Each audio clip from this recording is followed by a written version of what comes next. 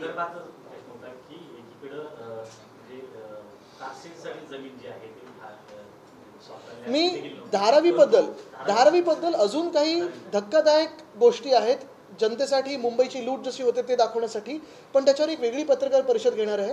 आज मी ही घेत आहे कारण आपल्याला ही जी RTI आलेली ती फार महत्त्वाची आहे. आणि दुसरी गोष्ट म्हणजे ह्याच माध्यमातून हे ॲडव्हान्स मोबिलायझेशन देतात.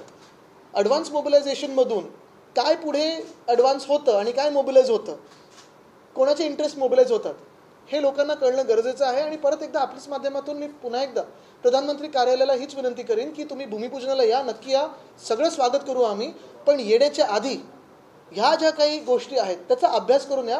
कारण प्रधानमंत्री पदाची बदनामी ही आम्हाला तरी मान्य नाही, भाजपला मान्य असेल, आम्हाला मान्य नाही.